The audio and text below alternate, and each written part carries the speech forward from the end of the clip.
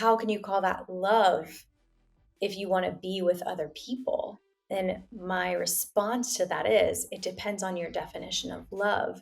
And my definition of love is all encompassing of all of these forms of love. The Greek language is expansive and beautiful, and it has you wanting to wonder, like, why do we only have one word for love?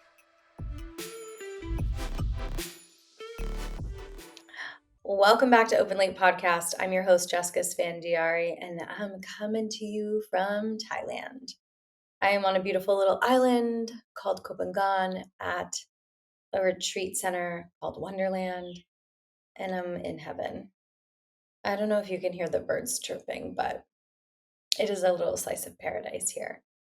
And I am at the tail end of my Asia trip with Pasha, and then my father-in-law joined us, and now I am solo.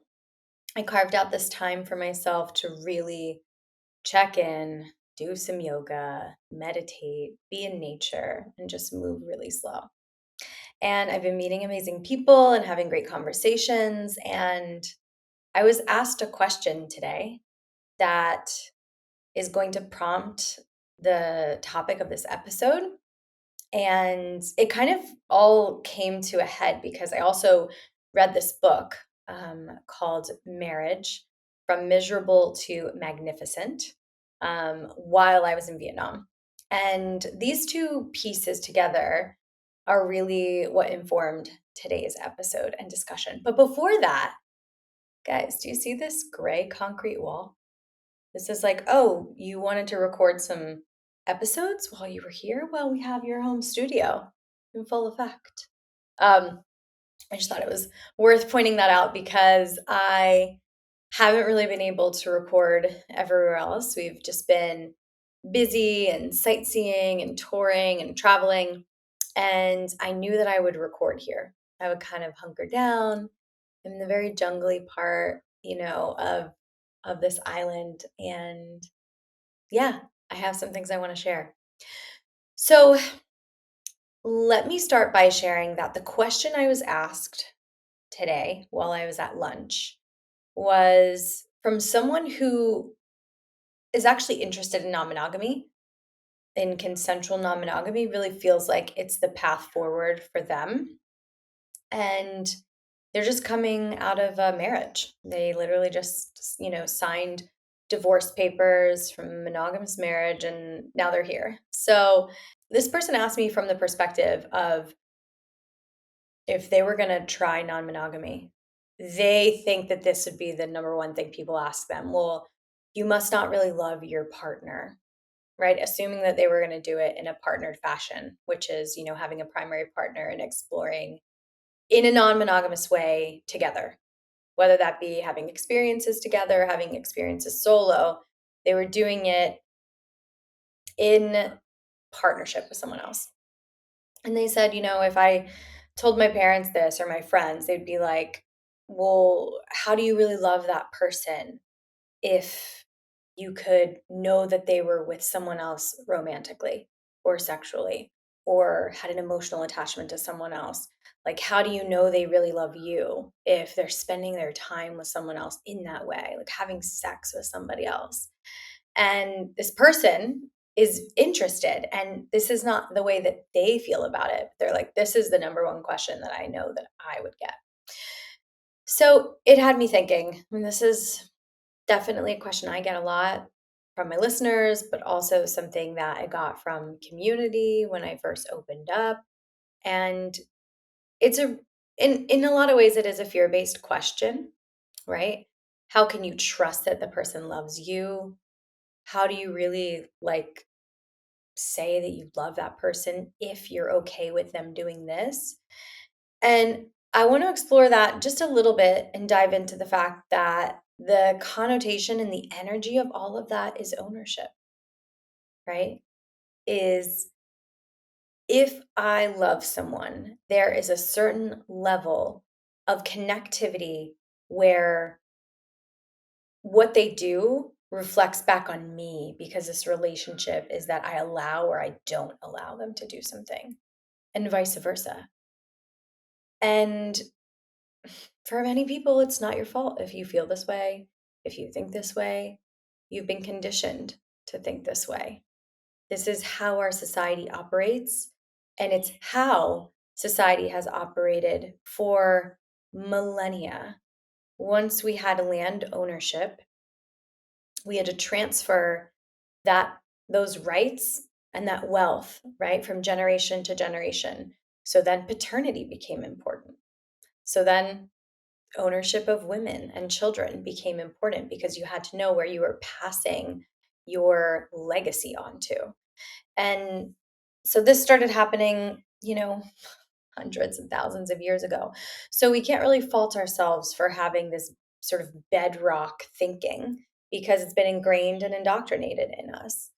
But for many people who want to create a conscious relationship, we're starting to examine these things, right? And question the belief systems that we have. Can we have love without ownership? For many people in consensual, non monogamous relationships, this is a yes. This is a resounding yes. Does that mean that, we don't still struggle with jealousy, with feelings of um, uncertainty, with trust issues, all of that for sure. But non monogamy, when it's consensual, requires trust. It requires forthcoming. It requires revealing fears, insecurities, desires, so much vulnerability. And that's for a whole other episode. And we talk about those things a lot on the show. But what I wanted to highlight here is that the question itself comes from the perspective already of someone believing that they could never do it for themselves because they have a certain level of ownership in their relationships that maybe they're not willing to give up. But for me, it had me wanting to explore love because love is so different for everyone. So to be asked the question, well, how do you even define love in this non monogamous container? Right? My container. I am in a marriage. I, am married to my husband. We've been together for nearly a decade, and we have a primary partnership. And we have an open relationship where we explore outside of our partnership throughout most of our relationship. And at this point, our boundaries are so fluid and seamless, and things are easy in our non monogamy. But throughout our relationship, I've never once questioned whether or not we deeply loved each other.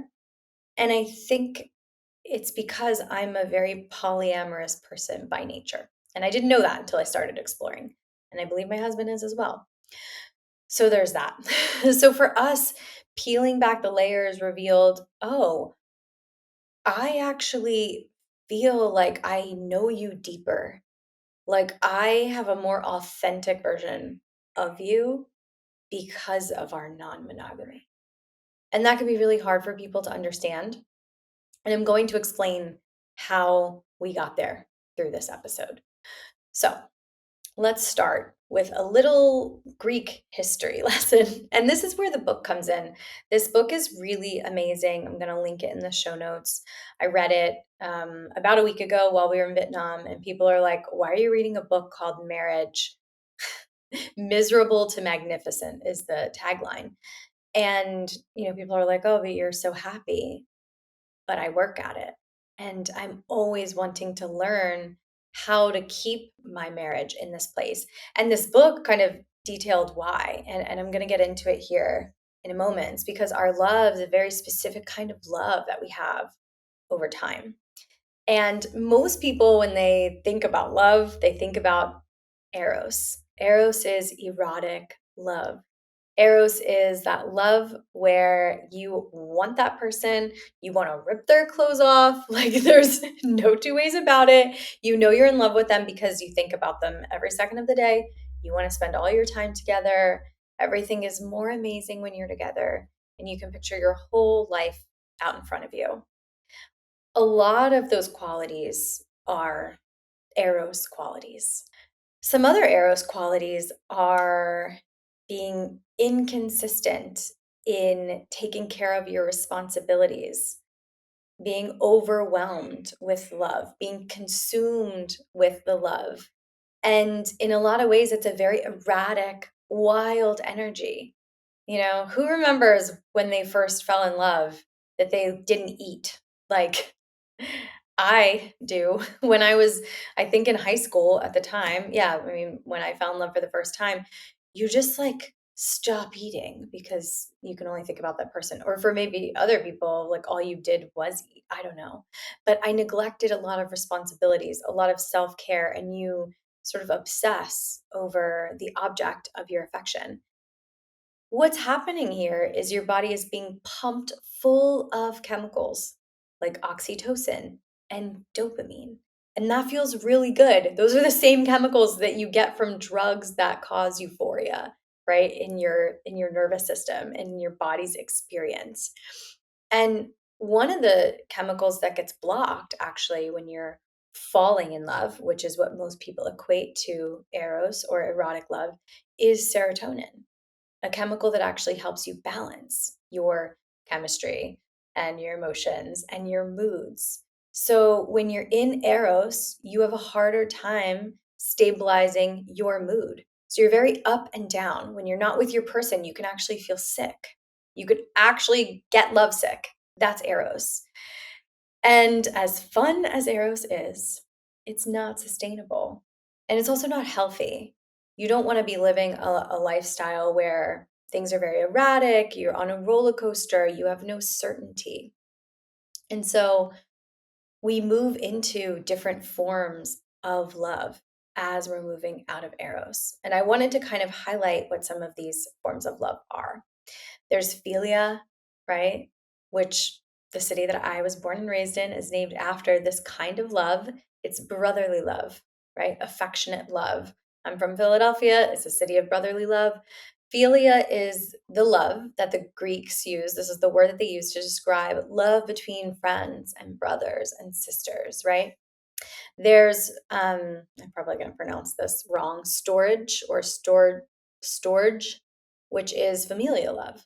That's the love that parents normally have for their children. And this is a very all-encompassing love as well. It can be very intense. I mean, most parents on this planet would say there is no love like between a mother and their child or a father and their child. It just eclipses any other kind of love you've ever felt. There's ludus, which is the love of play, or this has also been called logos, I think. And playful love is the love that you see when, friends are dunking each other in the pool or roughhousing or, running around together, being silly. That's the kind of love that describes. And it's a beautiful form of love that's very lighthearted. Then we have mania, which is the word that the Greeks actually used to describe obsessive love, where eros can turn into madness, essentially. Um, we have agape, which agape is unconditional love for something greater than yourself, for all things. It's a very selfless love. Agape is the word for love that we use when we talk about love of God, also, or spirit, or connection to the divine. It's that big love for something outside of ourselves. If you think of agape, the community founded by Dr. Michael Beckwith in Los Angeles, agape love is that love of all, that unconditional love for everything on this planet. There's philatia or philatia, which is self-love. This love is so important.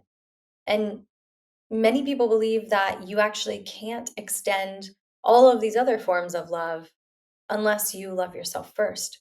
So, however deeply you can love yourself is the depths that you can go to loving others, which I am a firm believer in that. I think you can love other people, but only as deeply as you've met yourself and accept yourself. For me, self love is all about acceptance, truly. And then lastly, we get to pragma, which pragma is enduring love. And I think that the interesting thing is in pragma, you will likely experience all of the different forms of love, or many of these kinds of love, right? You'll experience eros likely as you're falling in love. And you'll bring eros back. When you have pragma, which, would be what I would consider most people that are in long-term committed relationships or long-term, partnerships with other people, you're going to have to at some point, reignite that eros, right? Bring the spice back into the bedroom, whatever that looks like. It's important to have, ludus or logos, that playful, energetic, silly love, bringing comedy, bringing levity into your relationship. You likely have agape, right? That selfless love, unconditional forgiveness. You'll likely have brotherly love, sisterly love at some point, because you become familial, especially if you're living together in long term committed relationships, whether they're monogamous or non monogamous. There is a philia because you move out of eros. You know, People who think that they can sustain eros, it's really not possible. And I actually think that it's a very intelligent function of nature. I've mentioned this before on the show, but we have this chemistry that we talked about that creates that roller coaster, that dopamine, that oxytocin. And eventually, that chemical combustion is going to wear off at about the 2-year mark. And that's just something that happens in nature. It's a biological truth that you cannot sustain that level of eros with a partner. Now, unless you introduce some novelty, you'll bring those things back, right? Creating new waves, creating a new level of excitement. But I think nature has this really intelligent design, because if you stayed there, you would likely get sick, as we talked about before. And so, moving out of eros, you have to move into a different kind of love. I mean, have you ever seen someone, and this is not a judgment, but people talk about, oh, I'm, monogamous, but you are in a different relationship every year or every 2 years, monogamous to that person for that period of time. And then you fall out of love, or things get stale, or, the rose colored glasses and the honeymoon stage is over, and you move on to a new partner. I mean, how many people have either been that, like done that, or watched someone else do it, right? And if you step back and look at it, you can realize what's happening is they're chasing eros. They're addicted to eros.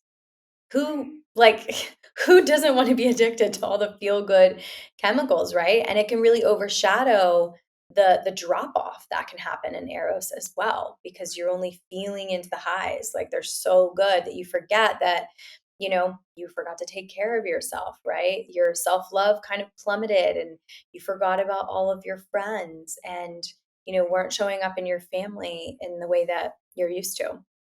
That's what happens when you become addicted to eros. And so, for many people, if your relationship is going to mature, you're going to have to move from eros into pragma. And pragma requires you to at least attempt to master all of these other forms of love. And the beauty in that is, and this is where I feel like my relationship comes in. The beauty in that is you get to know your partner on a deep, real level, because we don't fully know the whole of a person while we're only experiencing eros with them.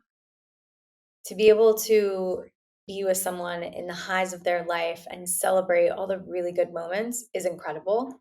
And I love it. And we've done it. But what is it like when I meet you in your pain? What is it like when I'm there with you in your anger, in your sadness, in your humanity? That's going to require agape from me, or it's going to require storge, right? Familial love. So many different things are required if you're going to move into pragma. And it's really the only place that I see myself wanting to be with my partners, is in that long-term, beautiful love where I think about it like a pie, right? And each different kind of love is a slice of the pie. And I love a big chunk of my pie. Like my eros piece is pretty big. It's pretty hefty, and I like it that way. It's like a good 40% of the pie, but it leaves room for expansion in all of these other areas. And so when I get asked the question, well, how can you call that love if you want to be with other people? Then my response to that is it depends on your definition of love. And my definition of love is all encompassing of all of these forms of love. The Greek language is expansive and beautiful. And it has you wanting to wonder, like, why do we only have one word for love in the English language? And it's supposed to describe all of these different things. The book had me, asking myself that was one of the questions. It's very limited to say, I love you to your mom, right? And then to turn around to your best friend and say, I love you too, when you're like leaving a lunch, giving a hug goodbye. And you can, have love for your partner, the person that you're maybe married to. You can also like say that you love your niece or your nephew, and it's all the same word, but we're talking about many different things here. And so it's important to note this if you are considering non-monogamy or not.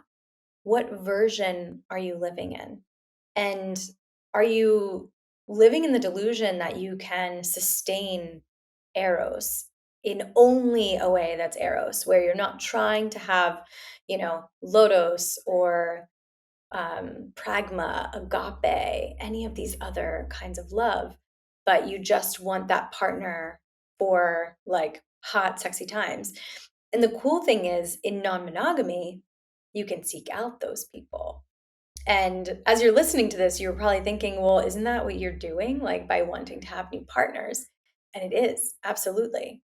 When I want to bring more eros into my life, I might have a new partner, or I might have a new partner with my husband, or my husband and I might go to a play party and I might watch him with a new partner. That brings so much eroticism back into my life personally on my own, but also in my relationship with him, or it excites me and has me inspired and I want to go create it on my own.